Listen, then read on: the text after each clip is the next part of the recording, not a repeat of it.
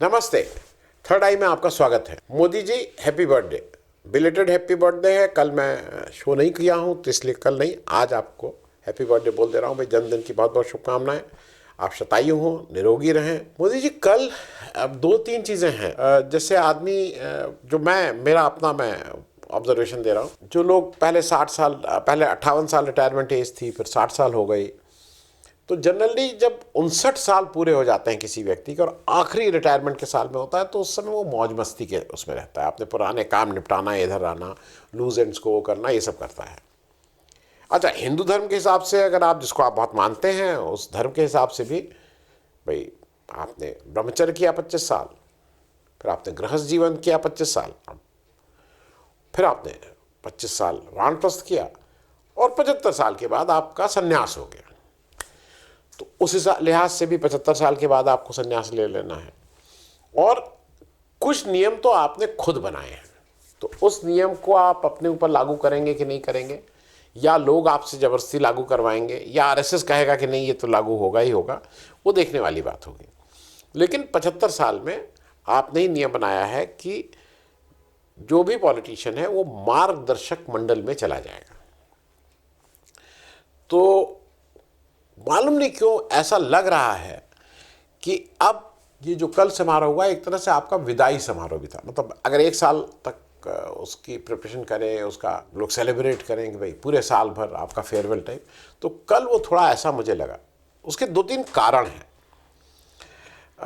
उसका एक पहला कारण है कि कोई आपने बड़ा आयोजन नहीं किया।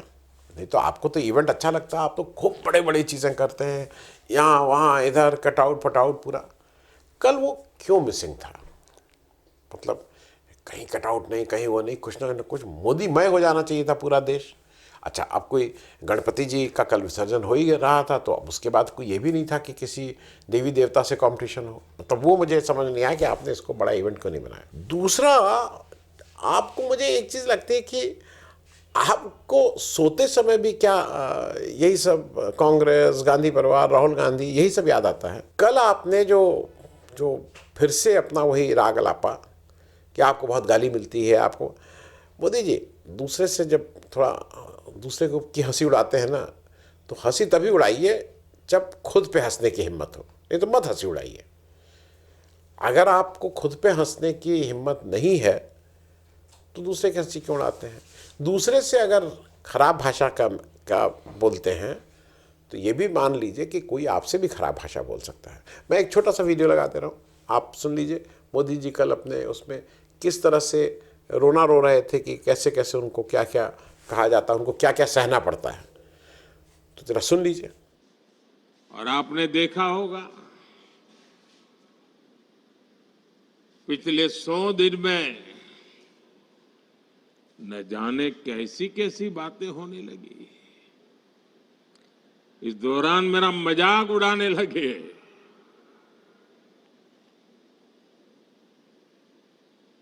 मोदी का मखौल उड़ाने लगे।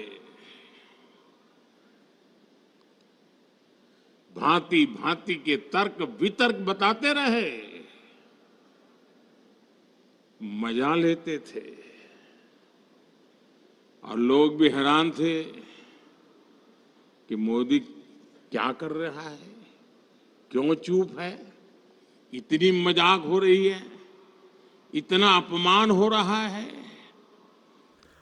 अब अगर जो मोदी जी ने जिस तरह के पिछले 10 साढ़े 10 साल में जो जो किया, और जिस तरह से उनके पूरे लोगों ने मिल के राहुल गांधी के साथ क्या क्या नहीं किया, तो उतने लेवल पे तो मालूम नहीं आप क्या कर लेते हैं, आप क्या करते, क्या उस पर बोल। क्योंकि सबसे बड़ी बात जो इसलिए मैं कह रहा हूँ कि आप, ऐसा लग रहा है कि आप अब मतलब रिटायरमेंट की तरफ बढ़ रहे हैं, वो विदाई वाला है, क्योंकि इलेक्शन टाइम में आपका इलेक्शन के प्रति कोई उत्साह ही नहीं दिखाई दे रहा है।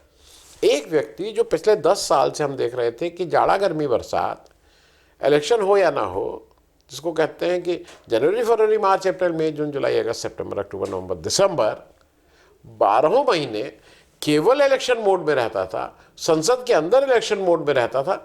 अब उसको इलेक्शन के प्रति कोई उत्साह ही नहीं दिखाई दे रहा है, नॉट इंटरेस्टेड है। तो क्या इलेक्शन से कुछ विरक्ति हो गई है क्या? अब आप उड़ीसा चले गए थे, उड़ीसा में ऐसा कुछ नहीं ना, इलेक्शन है, बढ़िया आपकी पार्टी जीत के आई है, लोकसभा भी विधानसभा भी, तो वहाँ तो अगले 5 साल तक कुछ ऐसा है नहीं। आप ये सब काम मतलब इलेक्शन फिलेक्शन छोड़ के आप उड़ीसा में आपको ज़्यादा आनंद आ रहा है। फिर आप यूएस जा रहे हैं 21-22 को। मतलब यूएस जाना ज़्यादा इम्पोर्टेंट है आपको लगता है आपकी पार्टी को, कि आपको जम्मू कश्मीर और हरियाणा में भी कुछ और धुआंधार सभाएं करनी चाहिए थी, बिल्कुल चित कर देना चाहिए था इंडिया गठबंधन को। अब आप चले जा रहे हैं कि यूएसए। पास में तो ऐसा नहीं देखा था, इलेक्शन के समय आप पूरी सीरियसनेस के साथ, पूरे दमखम के साथ यहीं रहते थे। क्योंकि एक दो चीज़ें हो रही हैं, जम्मू और कश्मीर और हरियाणा दोनों जगह जहाँ इलेक्शन हो रहे हैं, ये पूरी तरह से पूरी 100% मोदी जी आपके निर्णय के अनुसार हुआ है यहाँ काम। जो पिछले 10 साल में जो कुछ भी हुआ, जम्मू कश्मीर की बात करें तो आपने ही पीडीपी के साथ कहा कि सरकार साथ में बनाएंगे, आप खुद उनके ओथ सेरेमनी में गए, मुफ्ती जी जब ओथ ले रहे थे, आप सारा कुछ आपने, फिर 370 हटाया, फिर असेंबली से उसको यूनियन टेरिटरी किया, ये सब आपने किया। और लगातार आप बताते रहे कि कितना बढ़िया बढ़िया आपने काम किया है, लोग इतने खुश हैं कि आपको हाथों हाथ ले रहे हैं। G20 का भी वहाँ आपने किया, सब कुछ किया। लेकिन ऐसा क्या हुआ कि लोकसभा में आपने कश्मीर वैली में एक भी सीट, 3 में से 1 को सीट लड़ाने की हिम्मत नहीं हुई। अभी क्या हो रहा है कि अभी आप वहाँ पे 47 सीट हैं, उसमें 28 सीट में कुछ लोग कह रहे हैं आपको कैंडिडेट ही नहीं मिले। ये भी कह रहे हैं कि 19 सीट जो आप लड़ा रहे हैं, कश्मीर वैली की बात कर रहा हूँ, वहाँ पे 18 में तो आपके कैंडिडेट का चौथे या 5वें नंबर पे आना तय है। श्रीनगर में शायद वो 2nd नंबर पे आ जाए। इस तरह की बात भी लोग कर रहे हैं। दूसरा है हरियाणा। हरियाणा में तो खट्टर साहब आपके अपने बिल्कुल हैंड पिक थे, मतलब उनको गद्दी पे बिठाया, दूसरा टर्म भी दिया, और जब कहीं ऐसा हो गया कि अब मामला नहीं समझ रहा, अब लोग वहाँ तैयारी नहीं है, लोग छोड़ के भागने की तैयारी कर रहे हैं, तब आपने खट्टर जी को हटाया और नायब सैनी जी को लाए। लेकिन जब सैनी जी को आप लाए तो भाई आप उनको लाए थे तो फिर पूरी ताकत उनको देनी चाहिए थी। उनको आप बैकवर्ड फेस बना के अगर बात कर रहे थे तो ताकत पूरी देते उनको, आपने वो ताकत भी नहीं दी। हरियाणा के इस इलेक्शन में, विधानसभा इलेक्शन में पूरी तरह से खट्टर जी हावी रहे। खट्टर जी ने जिसको चाहा उसको टिकट दिया, जिसका चाहा उसका टिकट काटा, जिसका चाहा उसको टिकट दिया, जिसको चाहा उसको शिफ्ट किया, इत्यादि इत्यादि। तो नायब सैनी को क्यों लाए थे भाई? अगर आप एंटी इनकम्बेंसी कम करना चाहते थे खट्टर जी की, तो फिर दे देते कमान पूरी तरह से। भाई मैं कोई कंपैरिजन नहीं कर रहा हूँ, कांग्रेस ने अच्छा बुरा कुछ भी है, कांग्रेस को लगता है कि वहाँ पे भूपिंदर सिंह हुड्डा ही सबसे बड़े फैक्टर हैं, सबसे बड़े ऐसे नेता हैं जिनसे वोट सबसे ज़्यादा मिल सकते हैं, तो कमान उनके हाथ में दे दी है। अब बाकी वो एडजस्टमेंट कर रहे हैं। वो कई पब्लिक मीटिंग में कह रहे हैं कि कुमारी शैलजा तो मेरी बहन है, बहन जैसा है उसका, मतलब सारी बातें कर रहे हैं, लेकिन कमान तो एक ही आदमी होना। आपने कमान खट्टर साहब को दी है, खट्टर साहब के अगेंस्ट इतना गुस्सा है, तो कुछ कन्फ्यूजन है या मतलब क्यों इस तरह के बात हो रही है? दूसरा एक चीज़ और है, विरोध के स्वर अब बहुत मुखर होते जा रहे हैं। मोदी जी आप भी रियलाइज़ कर रहे हैं, क्या फेस करने की हिम्मत नहीं है? मतलब हरियाणा में आपके पार्टी के कार्यकर्ता, आपके पार्टी के जो और उम्मीदवार हैं दौड़ाए जा रहे हैं। JNK में 28 सीटों पे प्रत्याशी नहीं उतर रहे हैं। और तो और जम्मू कश्मीर हरियाणा के बाद अब जब आप कमज़ोर दिख रहे हैं तो RSS भी आपसे प्रश्न पूछने लग रहा है, गडकरी जी बोल रहे हैं। मतलब सब लोगों का अलग अलग से इंडिकेशन है। और मेरा अपना ऐसा मानना है कि ये जब आप जम्मू कश्मीर और हरियाणा, जो करीब करीब निश्चित है कि बीजेपी जीत नहीं पाएगी इन दोनों जगहों पे, तो ऐसा भी मानना है कि आप और कमज़ोर हो जाएंगे।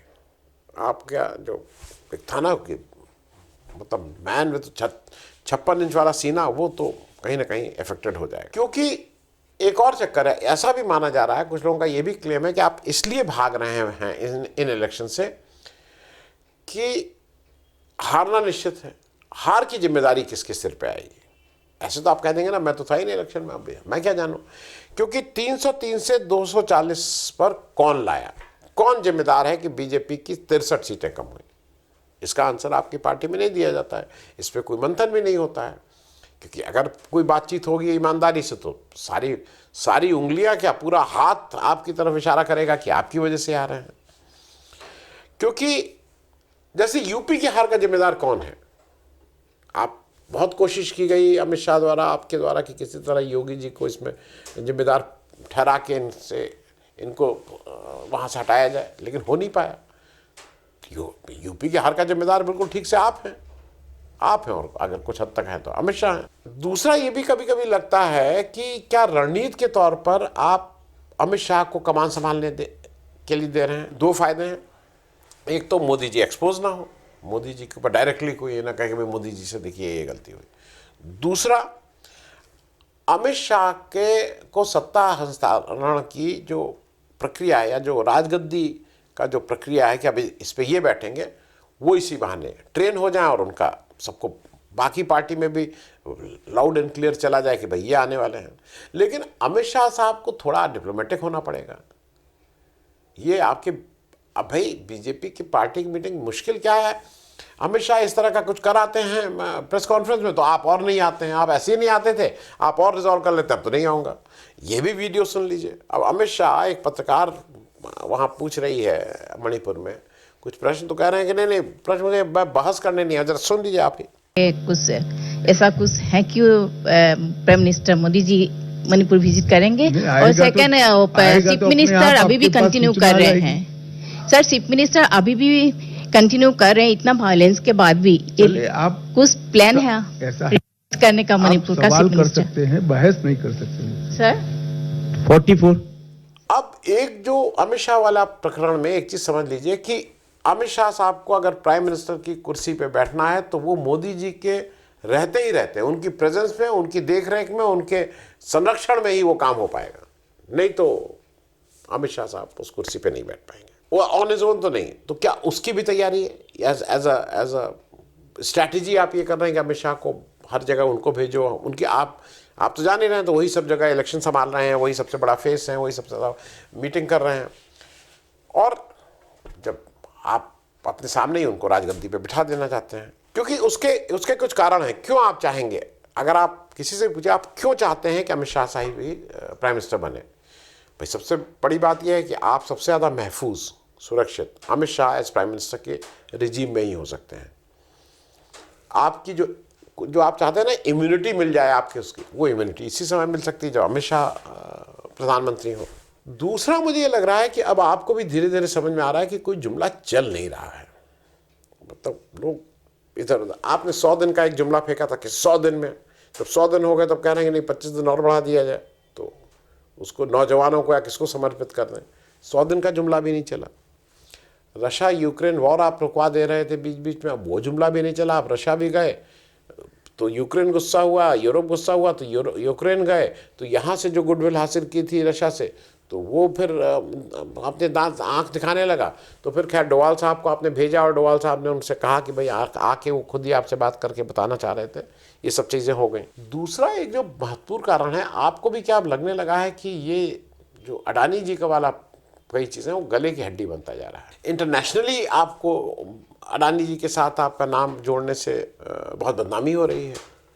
कीनिया में जब Jomo Kenyatta international airport, JKIP, जो कीनिया का इंटरनेशनल एयरपोर्ट है, उसको जब से उसको अडानी जी को ठेका दिया गया है 30 साल का, जिसके एवज में वो कहें कि हम 1.8 बिलियन US$ वहाँ उसके एक्सपेंशन में खर्चेंगे, तब से वहाँ के कर्मचारी और वहाँ के नेता ये सब लोग लामबंद हो गए हैं कि अडानी जी को ये नहीं दिया जा सकता है, ये बिल्कुल नहीं मिलना चाहिए, क्योंकि अडानी जी की ख्याति तो सब जगह पहुँच गई है।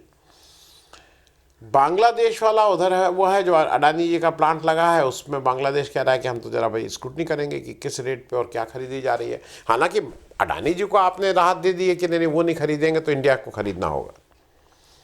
मतलब इंडिया एक ऐसा अभी बिजली खरीदने जा रही है जिसका कोयला ऑस्ट्रेलिया से आता है। हमारे पास कोयला है, वो कोल बेल्ट में लगा हुआ थर्मल पावर प्लांट है कोयला, लेकिन ऑस्ट्रेलिया से आएगा और बिजली खरीदनी होगी इंडिया को। फिर स्विट्ज़रलैंड भी मुश्किल कर रहा है अडानी जी आपके लिए। मुश्किल क्या कर रहे हैं? स्विट्ज़रलैंड से जो कोर्ट ऑर्डर है वही निकाल के आप ही पढ़ लीजिए। वो स्पष्ट कर दे रहे हैं कि अडानी जी इज़ अप टू व्हाट। और एक और चीज़ अडानी जी के चक्कर में हो गई है, वो माधवी बुद्ध जी पूरी तरह से एक्सपोज हो गए हैं। उनके सारे मतलब तथ्यों के साथ अब चीज़ें बाहर आ गई हैं, तो उसको कहाँ तक बचाएंगे? भाई चंदा कोचर जी को बचाने की लास्ट तक कोशिश की गई, लेकिन अंत में तो जेल जाना पड़ा। तो ये सेबी की जो चेयरपर्सन है माधवी बुद्ध जी, इनको कहाँ तक आप बचाएंगे? और फिर मुझे ऐसा लगता है कि रिटायरमेंट से जो पहले घूमना फिरना ये सब, मैंने जब मतलब ये कहीं पे भी मैंने देखा है कि अगर लोग रिटायर होते हैं तो थोड़ा ये दर्शन एलटीसी सब अब कुछ करने लगते हैं, तो मन नहीं लगा है, या जी भर गया है लेकिन मजबूरी में चलाना पड़ रहा है, क्योंकि अगर नहीं चलाएंगे तो फिर ज़्यादा परेशानियां हो जाएंगी। जांच का डर है, अडानी जी को बचाना भी है, क्योंकि अडानी जी नहीं तो कि जो केन्या में जैसे हो रहा है, जैसे बांग्लादेश में हो रहा है, तो वैसे कल के दिन यहाँ पे भी जांच कोई कर सकता है।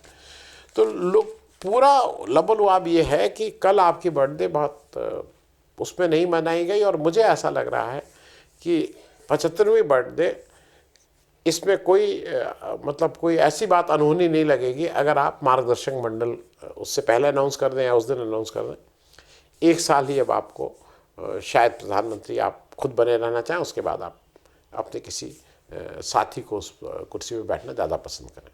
थैंक यू सो मच, बहुत बहुत धन्यवाद।